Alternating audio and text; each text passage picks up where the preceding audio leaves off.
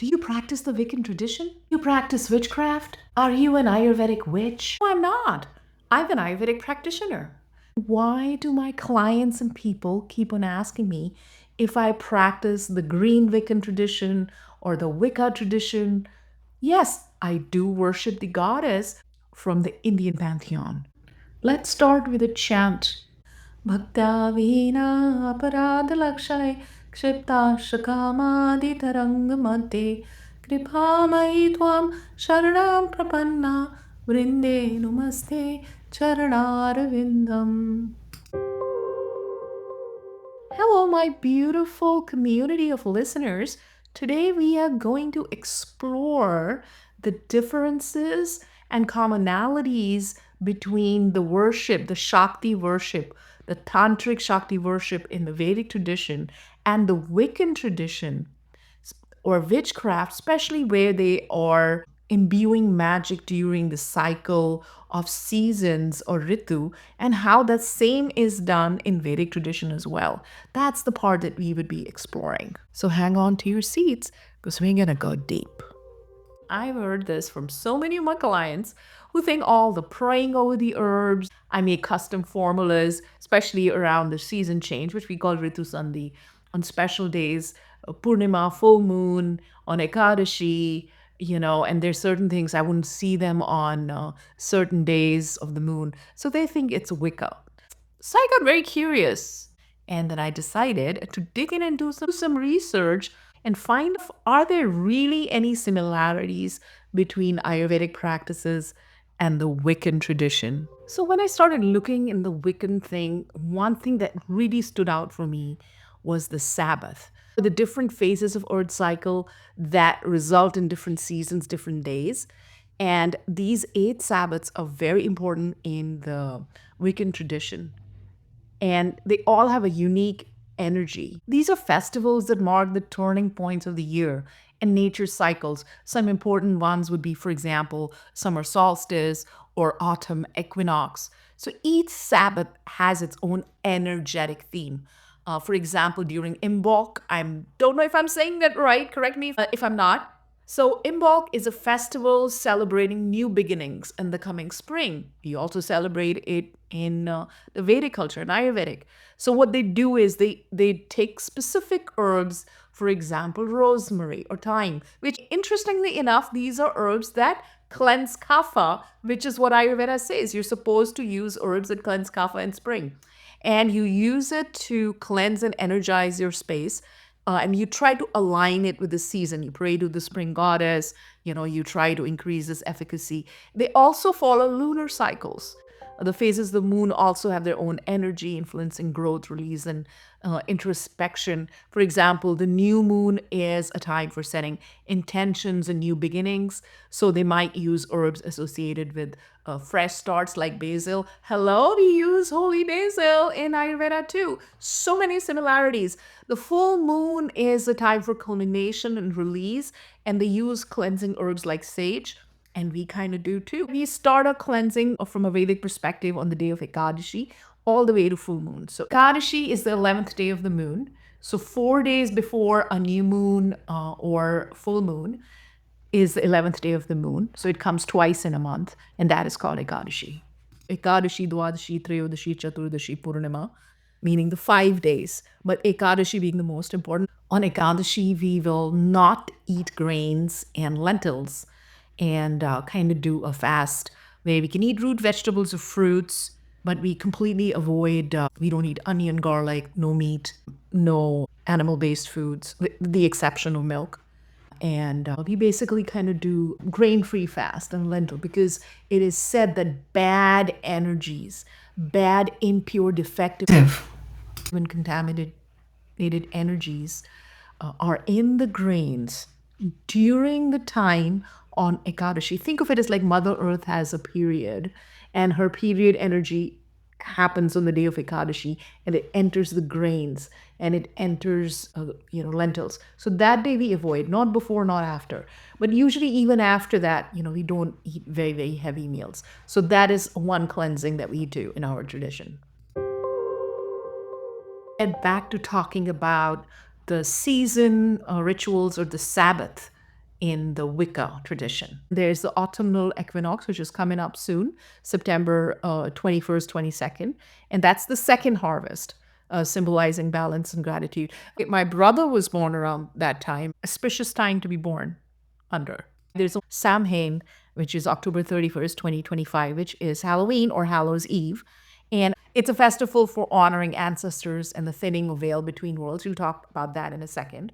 So Yule or December 21st is going to be the last Sabbath of the year. It's the longest night of the year.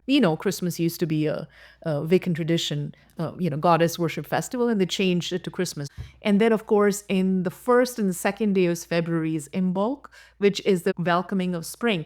Interestingly, Vasanta Panchami, which is our festival where we worship goddess Saraswati, is also usually happens around this time in the first second week of February, where we also welcome spring and focus on new beginnings. And then they have another one they do called Astara, which is the spring equinox, which is different than the welcoming spring. And then you have, of course, May 1st, which is Beltane, which is celebration of fertility, new life. And then summer solstice is called Lita, usually the longest day of the year, which is June 21st. And then you have the Lamas or Lugnasad. I don't know if I'm saying that right. That is the first harvest of the year in time to celebrate abundance. All over the world, the seasonal celebrations provide opportunities to consciously connect with nature's rhythm. Ayurveda also teaches us to eat with the seasons, to harvest with the seasons, and so on. Anyone who practices the green Wiccan process or use different medicinal plants or crystal herbs, and then they use the power of the season and the energy and they imbue it. They imbue the crystal or the herbs or the plant or the different artifacts with that energy by chanting and praying. And it's a very beautiful tradition. And this is what stood out to me, number one, when I was looking at the similarity between Vedic tradition, Ayurvedic tradition, and the Wiccan tradition. We Ayurvedic practitioners, Vedic practitioners, people who follow the Sanatana Dharma, Sanatanis, or what you call. So we have, for example, we have ritu sandhis. So number one, we have the Makar Sankranti. Sankranti is celebrated all over the Indian subcontinent, within India, within Sri Lanka, Nepal, Bali, everybody's celebrating it. And it's called by different names everywhere. So basically, sun transitions into Capricorn, and it's called Capricorn in Sanskrit or Hindi. It's called Makar. So it's called Makar Sankranti. And this is also change of, there are two phases of dimensions where a person can either go up in when they pass. Think of it as celestial gates. The gates of lower planet, lower realms are open 6 months of the year, and the gates of the higher realms are open 6 months of the year. And the part where this dimensional shifts happen is called Uttarayan and Dakshinayan. So on Sankranti, the celestial gates of the upper planets are opening up. That's why it's celebrated all over India. Sankranti is the day the energies from the higher planet, from higher dimensions, from different heavenly dimensions are coming in. And the gates of hell are kind of a little bit closed, and they open in and around the Halloween. So Halloween is a very important festival and time for those who practice the Wiccan tradition. Of course, it was called the Hallows Eve. And why is it important? Because the veil between world becomes thin. It's a very potent time for ancestral connections. Same, just like ours, dimensional doors swing wide and they invite spirits to cross freely into a realm. And we have a similar thing in Vedic tradition. It's called the time of Shraddha. 15 days of Shraddha from waning moon to full moon. And these 15 days, no person starts a business, gets married in these 15 days because our ancestors are allowed to come from a Pitraloka where they're waiting to get a new body. And they can come to earth and we can give them some energy by doing this ritual. So same thing. And then we do, just like in a Wiccan tradition, they do cleansing rituals, they do sage, they prepare space for these visitors. In Mexico, they have the Del Dio la Murte, where they give things for their ancestors. In China, there's ancestral worship. In Japan, everywhere. So we have 15 days of ancestral worship in Sanatan Dharma for Shraddh. And we are giving some special things, especially to crows at this time, because crows represent the pitris, or our ancestors as well. So that's very interesting for me. Yeah, and the kind of decorations people put out on Halloween, all those scary one, that's a new thing. It did not start like that. This is about honoring our ancestors. Ritu Sandhi, which is a very special time in Ayurveda and Vedic traditions. There are different names for it. Then we have six Ritu Sandhis, meaning every 2 months, Jan, Feb being one, one, and then March, April being one.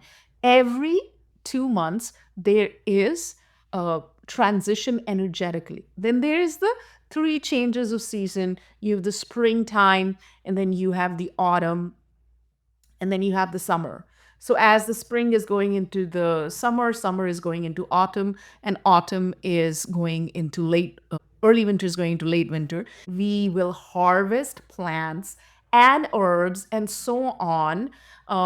And we want to capture those energy. In fact, we use mantras when we are harvesting, and we also pray to the plant, please give us. And there's harvesting on the full moon and so on. And it's the idea is that through ritual intention, we create powerful targeted herbal preparations. Now, when we are buying ready made stuff from, we go to Amazon and you just buy something, or it's coming from India, we don't know what they're doing. So, one of the things I do is, even if I buy it ready made, on these specific days, take these herbs, place them in the moonlight, especially as we are moving towards Purnima. For example, it was Purnima day before yesterday. And they do the same thing in Wiccan tradition. If somebody is feeling a bit meh, they want an herbal remedy, for a certain thing.